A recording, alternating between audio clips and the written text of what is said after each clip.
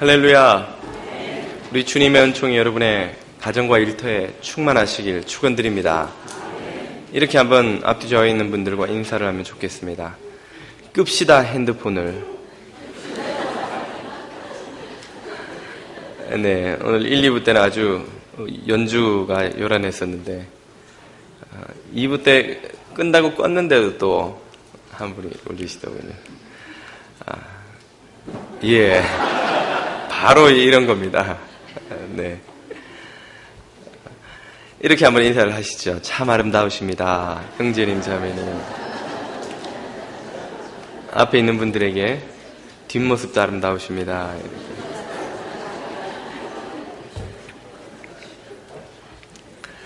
오는 토요일에 저희가 43명의 단기 선교팀을 파송합니다. 엘살바도르 29명, 네이티브 아메리칸 팀 14명, 그렇게 해서 총 43명의 팀이 7박 8일 동안 오는 토요일부터 그 다음 토요일까지 단기 선교 사역을 하고 돌아오게 됩니다. 선교는 왜 하는 것입니까? 예수 그리스도의 구원을 전파하기 위해서이죠. 예수 그리스도의 구원은 도대체 어떤 것입니까? 우리가 압니다 하고 생각을 하지만 막상 설명을 하려고 하면 그렇게 생각처럼 쉽지가 않습니다. 나는 구원은 받았는데 설명을 하려고 하면 좀 어렵지요. 구원이란 어떤 것일까요? 참 성경이 말하는 구원의 모습은 어떤 것입니까? 오늘 선교팀을 파송하며 전도와 선교의 삶을 살고자 하는 우리들에게 있어서 우리가 전해야 하는 구원이 무엇인지를 아는 것은 대단히 중요하다고 하겠습니다. 구원이 무엇입니까? 첫째, 구원은 예수 그리스도를 왕으로 모시고 사는 삶입니다. 구원은 예수 그리스도를 왕으로 모시고 사는 삶이라고 할 수 있습니다. 이 말은 우리가 가지고 있는 구원에 대한 오해를 바로 잡아주는 것인데요. 흔히들 구원이 무엇입니까? 하고 물으면 마음에 다 떠올려 생각하기를 예수 믿고 회개하고 그래서 죄 용서를 받고 죽어서 지옥에 가지 않고 천국에 가는 것이다. 이런 이미지를 갖습니다.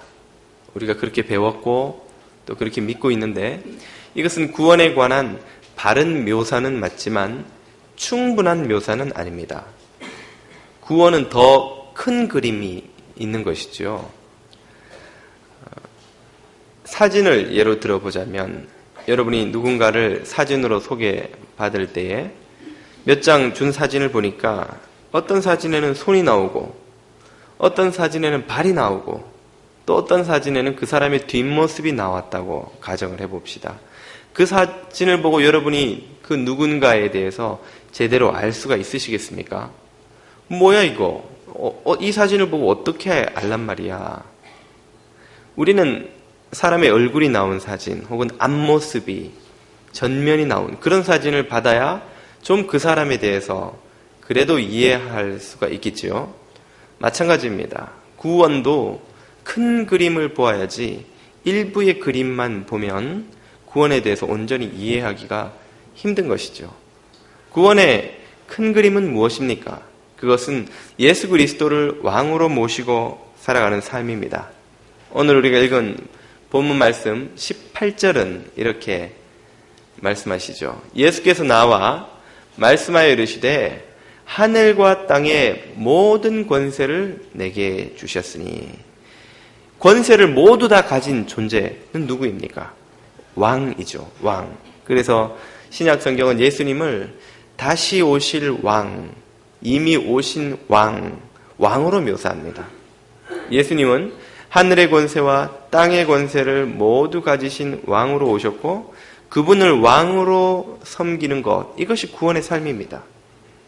그렇기 때문에 그분을 왕으로 모시는 자의 삶에는 필연적으로 19절과 20절의 모습이 따라옵니다. 그러므로 너희는 가서 모든 족속으로 제자를 삼아 아버지와 아들과 성령의 이름으로 세례를 주고 내가 너희에게 분부한 모든 것을 가르쳐 지키게 하라. 가르쳐 지키는 것, 배우고 지키는 것, 이것은 왕이 통치하는 나라에서 그 왕의 법을 지키는 모습이죠. 우리가 예수님의 통치를 받는 백성이 되었다는 사실을 무엇으로 알 수 있습니까? 그분의 법을 지키느냐 지키지 않느냐로 알 수 있는 것입니다. 그러므로 의외로 우리가 구원받은 백성이냐 아니냐를 아는 것은 간단한 문제입니다. 우리의 삶에서 예수님의 법이 지켜지고 있느냐 않느냐를 보면 알 수 있는 것입니다.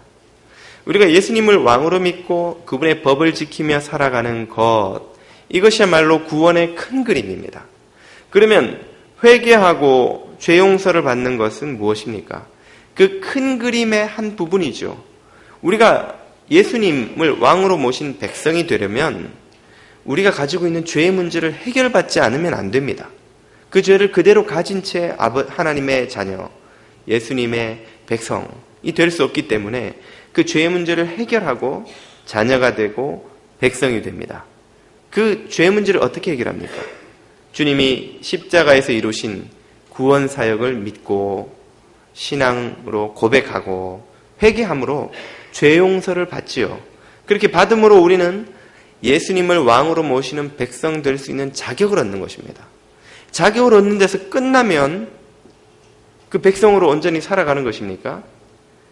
그 자격을 얻고 나면 그 자격에 맞는 왕을 모신 왕의 법을 지키며 살아가는 사람으로 살게 되겠죠. 여기까지가 참된 구원의 그림입니다. 그러므로 죄 용서받고 지옥 가지 않고 천국 간다는 이해는 구원의 일부분에 대한 이해이지 전체 그림이 아니라는 것을 우리는 알아야 합니다.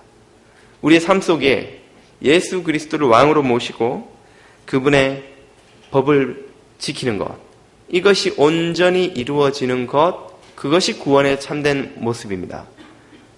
이 땅에서도 우리는 그 법을 지키며 살아가고 죽은 이후에도 우리는 그 법 가운데 살아가고 부활한 이후에도 우리는 그 법 가운데 살아가게 되죠. 그 왕으로 모시고 그 왕의 법을 지키며 살아가는 이 삶이 지속되는 것, 그것이 구원이요 영생의 참된 의미입니다. 그 안에 죄 용서도 있고 그 안에 회개도 있고 그 안에 주님을 믿는 것도 있고 그 안에 그 예배도 있고 또 그 안에 죽고 부활하는 것도 다 있는 것이죠. 그러므로 천국 백성의 가장 큰 특징을 꼽으라면 무엇이 될 수 있겠습니까? 그 왕의 법을 부지런히 배우고 실천하는 것이라고 할 수 있겠죠. 우리가 천국 백성 되었다면 그 나라의 법을 지키지 않고 그 나라의 복지를 누릴 수가 있습니까? 미국 생활을 잘하는 법, 간단하겠죠. 미국의 법을 빨리 익히는 것입니다. 미국에서 운전할 때는, 미국에서 텍스를 낼 때는, 미국에서 의료보험을 들고 보험 혜택을 받으려면, 미국에서 직장 생활을 하려면 이런 룰들을 빨리 익히고 그 룰대로 잘 따라하면 미국에서의 삶이 편안해지죠. 종종 미국 생활을 하는 사람들이 미국을 한국과 비교해서 그렇게 표현합니다. 미국에서는 룰대로 하면 걱정할 것이 없다. 눈치 보고 속이고 이럴 필요가 없다. 그래서 마음이 편안하다 하는 말씀하시는 것을 듣습니다. 한국에는 룰 위에 룰, 보이지 않는 룰이 있죠. 눈치입니다. 한국에서 누가 오란다고 다 집에 매번 가면 금방 눈치 없는 사람으로 찍혀서 다시는 오란 소리를 안 하죠. 한국에서 그냥 사양 말고 가져가십시오. 그리고 누가 준다고 그걸 넙죽넙죽 다 받아오면 얼마 지나지 않아서 친구 한 사람 없는 외톨이가 되고 말 것입니다. 한국에서는 룰 말고도 생각해야 될 게 많습니다. 눈치 봐야 될 게 많고 사람들의 그 말 그대로가 아닌 그 외에 보이지 않는 것들이 많죠. 그래서 우리 1.5세, 2세 자녀들이 1세들과 종종 대화하면서 곤혹스러워하는 게 그런 것입니다. 아니 하라 그래 놓고 하라 그래서 했더니 왜 나중에 야단을 치냐고. 어른들은 하란다고 다 하냐 이놈아. 그러고는 잔소리를 하시고 끄지람을 하는데 미국에서 생활이 편하다는 것은 그냥 있는 그대로 하라면 하고 하지 말라면 하지 말고 룰을 지키면 마음이 편하다. 그런 의미겠죠. 지금 여기서 제가 강조드리고자 하는 것은 우리가 천국 백성으로 살아가는 사람의 가장 중요한 특징이 있다면 그 룰이 무엇인지를 부지런히 익히고 배우고 그 룰대로 살아가는 것, 그것이라는 의미입니다. 우리도 하반기가 되면 그래서 목요 성경 공부가 또 하반기 성경 공부가 시작될 테고 또 앞으로는 양육과 제자 훈련이 우리 교회에서도 시작될 것입니다. 왜 우리가 그런 성경 공부를 부지런히 해야 하고 훈련을 받아야 합니까? 천국 백성으로 살아가기 위한 준비입니다. 제가 전에도 말씀드렸듯이 하나님의 모든 명령은, 성경에 등장하는 모든 가르침은 우리의 자유를 구속하고자 하는 괴팍한 하나님의 심술이 아닙니다. 그것은 천국에서 참된 복지를 누리게 하기 위한 하나님의 은총이죠. 프리웨이에서의 온갖 교통 법규들이 우리의 자유를 구속하기 위한 것입니까? 오히려 우리가 목적지까지 편안하고 안전하게 갈 수 있도록 우리를 지켜주기 위한 것이죠. 마찬가지로 모든 예수 그리스도의 법, 하나님의 법은 우리의 삶이 참으로 복되도록 하기 위한 하나님의 은총인 것입니다. 우리가 이것을 부지런히 배우고 가르치고 지키지 않으면 주님이 약속하신 그 복지를 누리기가 힘이 듭니다. 교회 사역의 방향에 있어서도 이 말씀을 부지런히 배우고 지키는 것은 중요합니다. 건강하고 범죄 없는 사회를 만들려면 두 가지 방식이 있겠죠. 첫째는 학교를 많이 세우는 것, 둘째는 경찰서를 많이 세우는 것. 둘째, 후자는 처리 사역이라고 할 수 있겠습니다. 범죄자가 죄를 저지르면 강력한 경찰력이 동원되어서 그들을 다 감옥에 집어넣는 것이죠. 그렇게 하면 범죄자를 많이 집어넣을 수는 있겠지만 참으로 건강한 사회를 만들 수 있겠습니까? 그렇게 해서 과연 범죄를 억제할 수 있으며 또 그 경찰력이 만들어내는 긴장은 얼마나 크겠습니까? 반대로 학교를 많이 세우는 것은 예방사역이라고 할 수 있습니다. 학교 교육을 통해서 학생들을 잘 교육시키고 그들이 범죄를 저지르지 않아도 되는 삶의 기술들과 생존할 수 있는 능력을 길러주고 또 소양을 길러주고 그렇게 함으로써 범죄 자체를 예방하는 방식이 있을 수 있겠죠. 어느 방식이 더 좋다고 생각되십니까? 말할 필요도 없이 예방사역이 더 좋은 것이죠. 목회에도 똑같은 방식이 적용될 수 있습니다. 처리 목회와 표현이 어떨지 모르겠습니다만 예방 목회가 있을 수 있습니다. 처리 목회는 무엇입니까? 교우들의 삶이나 가정에 문제가 생기면 목회자가 달려가서 신방하고 기도해주고 위로하고 용기 주고 해서 그것을 잘 이겨내도록 돕는 것입니다. 그것은 분명 중요하고 큰 의미가 있는 것이지만 그것만 있다고 한번 생각을 해보십시오. 그것이 주된 사역이 된다고 한번 생각을 해보십시오. 목사의 가치는 교인들이 어려움을 겪어야만 비로소 존재 가치가 있게 되겠죠. 반대로 예방 목회도 있을 수 있습니다. 그것은 바로 하나님의 말씀을 잘 가르치고 지키도록 하여서 개인의 삶과 가정과 일터가 복을 누리도록 하는 것입니다. 그렇게 되면 우리 인생에서 겪는 고난의 대부분은 100%는 아니지만 그것과 상관없이 오는 고난이기 때문에 100%는 아니지만 대부분은 예방될 수 있습니다. 개인이 복되고 가정이 건강하고 일터가 튼튼해지고 그래서 우리가 고민하고 겪는 스트레스와 고난들의 대부분이 그 과정에서 다 예방된다는 것입니다. 여러분은 어떤 방식의 신앙생활을 하기를 원하십니까? 예방하는 신앙생활과 터진 일을 대처하는 신앙생활, 어느 것이 더 복되겠습니까? 제가 리더스 다이제스트라는 잡지를 읽으면서 잊을 수 없는 한 구절이 떠오릅니다. 거기에 이런 문장이 나오더군요. 똑똑한 사람은 곤경에서 잘 빠져나오는 사람이고 현명한 사람은 공경에 빠지지 않는 사람이다. 하나님의 말씀은 우리를 곤경에 빠지지 않도록 예방시켜줍니다.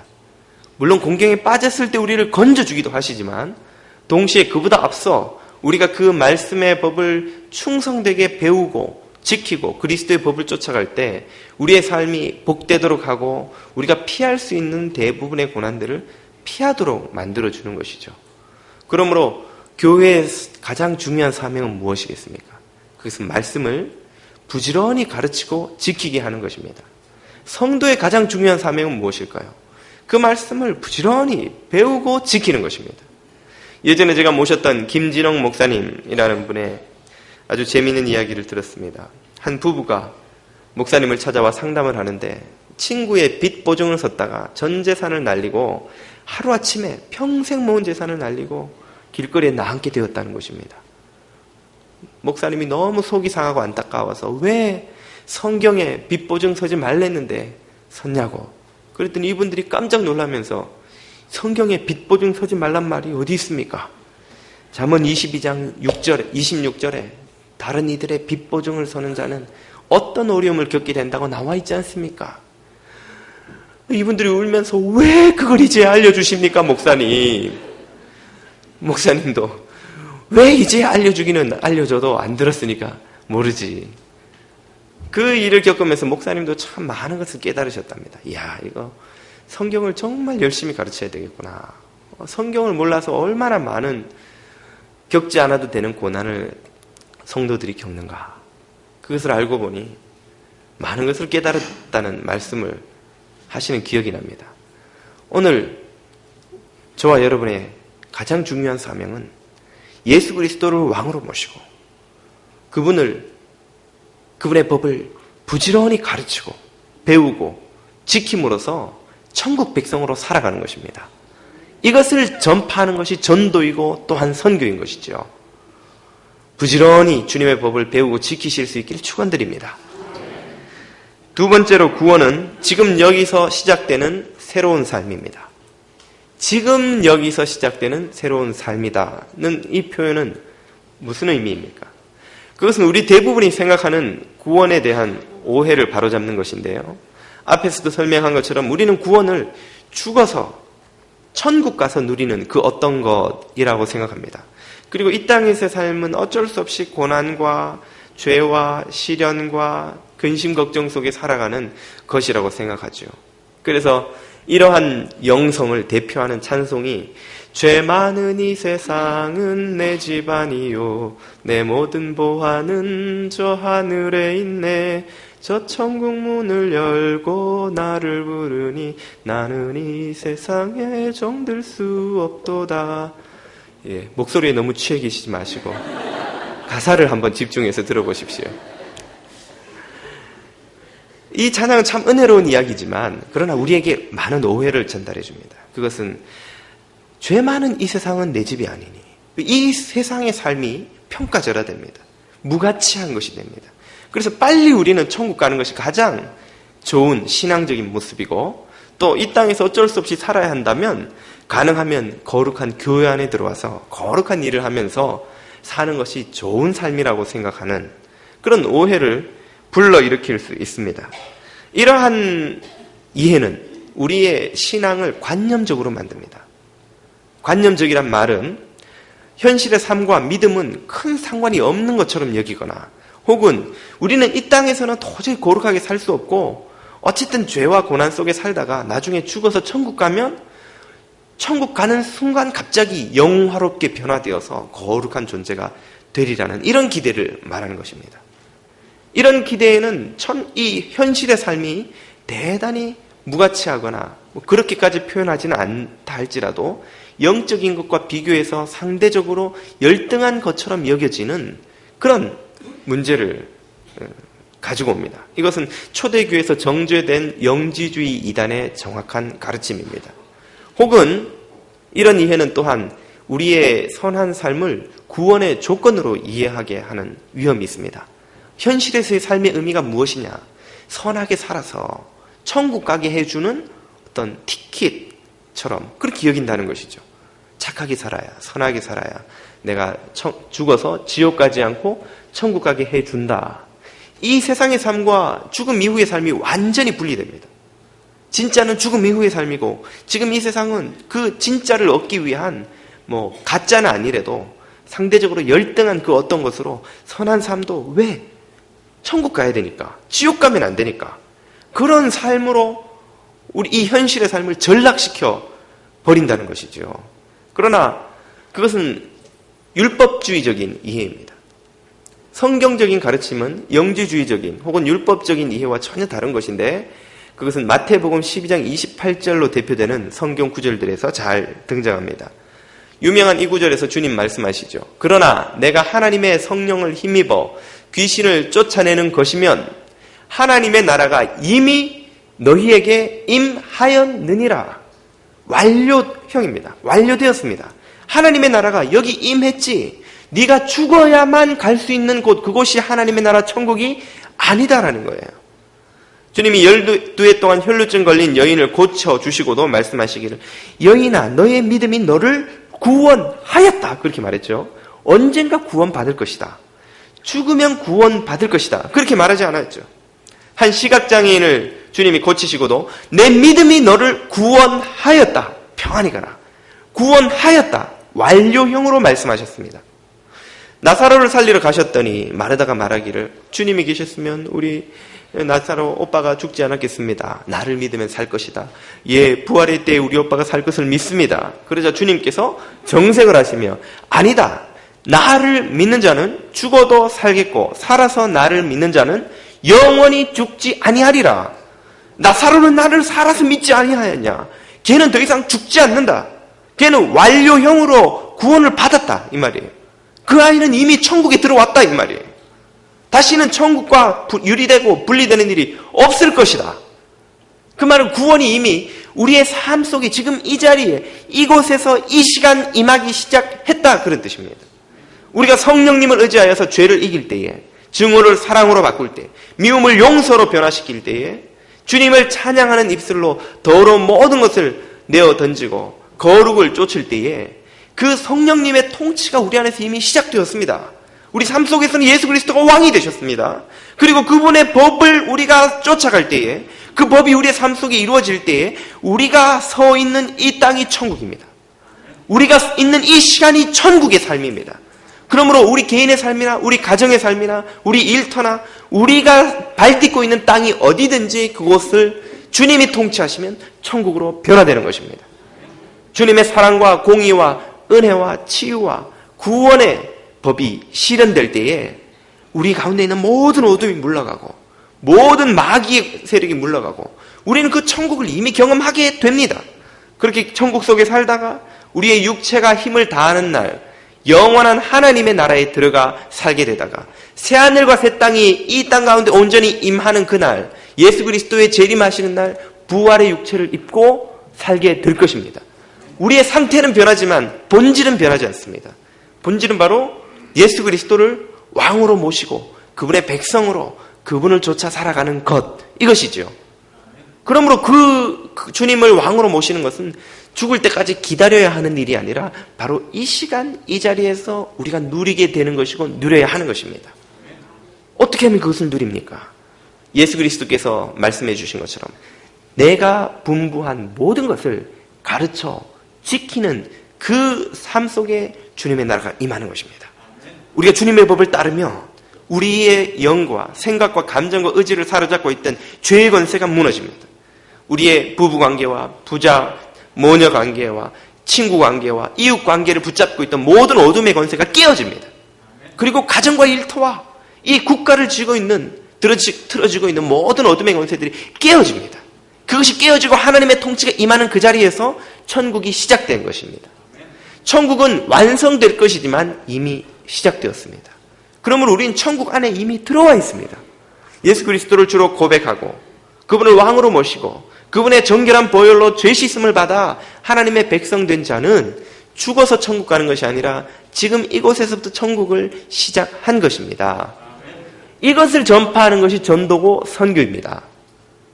선교는 선교지에 가서도 그러므로 우리는 미래에 그들이 받게 될 구원, 죽어서 천국 가는 삶을 전파하는 것만으로 충분치 않은 것입니다.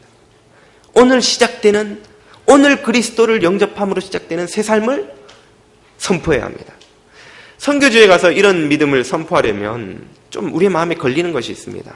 그들의 삶이 우리보다 사실 너무 열악하니까 제3세계 대개 우리의 선교지로 가는 곳들은 너무 삶의 수준이 열악하고 가난하고 병들고 제대로 된 혜택을 못 받고, 그 사람들이 예수 믿는다고 해서 어느 날 갑자기 삶의 수준이 확 바뀌는 것이 아닐 텐데, 오늘 이 자리에서 시작되는 천국을 과연 전파할 수 있는 것일까? 그것이 가능한지 여부를 보려면 성경을 보면 정확히 알 수 있습니다. 초대교회 성도들은 우리가 방문하는 대부분의 선교지보다 더 열악한 수준에서 살았습니다. 2000년 전에 변방 팔레스틴 지역의 서민들의 삶이 어떠했겠습니까? 우리가 방문하는 지역 사람들은 거기에 비하면 양반입니다. 그 사람들의 삶의 수준은 더 할 나위 없이 비참했고 열악했지만, 그들도 예수 그리스도 안에서 천국을 발견하고는 그 천국 가운데 감당할 수 없는 기쁨과 감격으로 날마다 가정과 성전에서 모여 하나님을 찬미하고 서로 떡을 떼며 교제하고 사도의 가르침을 전심으로 받아 순종하고 기도하기에 전혀 힘쓰고 형제 사랑하기에 뜨겁게 사랑하는 그런 백성이 되었습니다. 그들이 누렸던 그 놀라운 기쁨이 오늘 이 미국이라는 풍요로운 세상에 사는 저와 여러분이 누리는 기쁨보다 적은 것이라고 여러분 감히 말씀하실 수 있겠습니까? 그러므로 예수 그리스도의 통치로 시작되는 천국은 우리들의 삶의 환경과 본질적으로 상관없는 것입니다. 우리가 부유하든 가난하든, 건강하든 건강하지 못하든, 혹은 자유롭게 살든 억압 가운데 살든 그분의 통치는 시작됩니다. 그리고 그 통치의 능력은 그 삶의 환경까지 바꾸는 능력으로 임하는 것입니다. 제가 종종 하나님을 가장 가깝게 고백하는 그런 신앙 고백을 듣는 것은 새 집을 산 사람들이나 부유한 사람들 집에 갔을 때가 아니라 병석에 누운 환자들이나 혹은 큰 시련을 겪고 그 불같은 고난을 이겨내고 있는 이들의 입술을 통해서 그런 고백을 듣습니다. 그 사람들이 건강하고 부유할 때는 알지 못하던 하나님을 깊이 체험하고 하나님과의 관계가 완전히 새로워졌다는 경험을 그들이 하는 것을 제가 듣는 것이죠. 오히려 우리의 고난이 더욱더 하나님을 깨끗하고 진실하게 알 수 있는 기회가 될 수도 있는 것입니다. 우리의 선조들을 한번 생각해 보십시오. 120여 년 전에 복음이 전파되었을 당시 우리 선조들의 삶의 수준이 어떠했습니까? 언더우드 선교사가 쓴 글에 보면 정말 그 당시 조선인들의 생활상이 나오는데, 오늘날 어떤 빈민도 그런 삶을 살 수가 없습니다. 주님은 은혜로우신 분이십니다. 앞으로 70번에 7번까지 더 울리시더라도 주님은 용서하실 줄 믿습니다.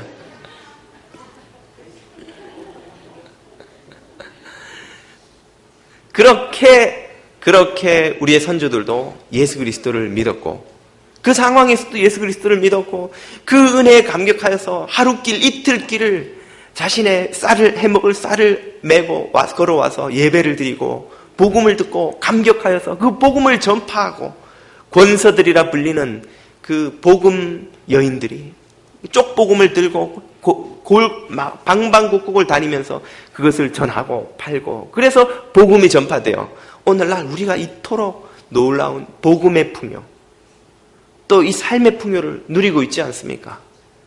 복음으로 시작되는 예수 그리스도의 구원의 통치는 어떤 상황, 어떤 어려움도 막을 수 없는 하나님의 임재입니다. 천국은 침노하는 것이라고 하신 주님의 말씀처럼 천국은 침노되어 들어오고 우리의 삶 속에 그 천국의 능력으로 우리 삶을 변혁시키는 능력입니다. 그러므로 오늘 여러분들은 예수 그리스도께서 주시는 이 통치의 능력, 구원의 능력을 바로 지금 이 자리 이 순간에 그분을 온전히 왕으로 모셔드림으로써 경험하실 수 있기를 축원드립니다. 그리고 이것을 전파하실 수 있기를 축원드립니다. 마지막으로 구원은 세상을 구원하는 삶입니다. 세상을 구원하는 삶입니다. 이것은 또 무슨 말입니까?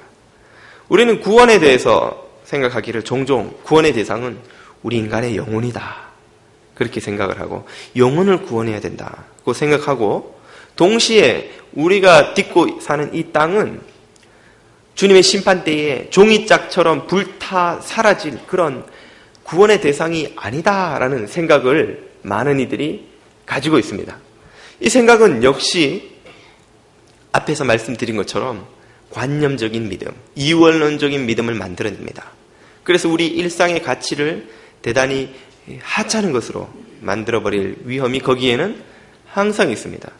그러나 성경은 그 같은 신앙을 가르치지 않습니다.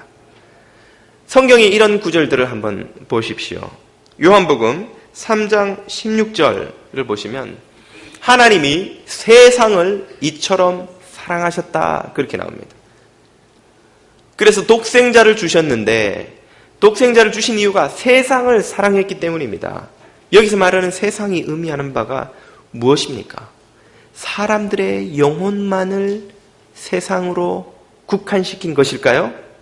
원어를 보면 헬라어 코스모스는 말 그대로 우주, 세상, 이 세상 만물을 모두 다 포함하는 단어입니다. 하나님은 인간의 영혼만 사랑하신 것이 아니라 이 지구를 사랑하신 거예요. 이 지구의 나무와 숲과 산과 들과 돌을 사랑하신 거예요. 저는 예전에 정말 그런 생각을 가졌습니다. 아름다운 계곡을 바라보며 산을 바라보며 저 강과 저 단풍과 이 세상에 주님이 창조하신 저 당신도 창조해 놓으시고는 보시기에 심히 아름다웠다고 하신 이 조화로운 세상을 주님이 다 불태워 없애버리실 것이라면 도대체 왜 창조하셨을까? 죄로 훼손되었음에도 불구하고 저토록 아름다운 저 세상을 주님이 다 멸망시켜 버리실 것이라면 왜 사랑하셨을까? 오늘 본문은 그 세상을 주님이 뜨겁게 사랑하셔서 심지어 당신의 독생하신 아들을 주기까지 사랑하셨다고 말합니다. 마태복음 6장 10절은 또 이렇게 말하죠. 우리가 날마다 드리는 주기도문의 유명한 구절입니다. 나라가 임하옵시며 뜻이 하늘에서 이룬 것 같이 땅에서도 이루어지이다. 땅에서도. 이 땅이 뭐 저 우주에 있는 또 다른 행성을 말하는 것이겠습니까? 바로 우리가 딛고선 이 땅입니다. 이 땅이 불타 없어져 멸망해버릴 땅이라면 왜 하나님이 이곳에서 당신의 뜻을 이루려고 하십니까?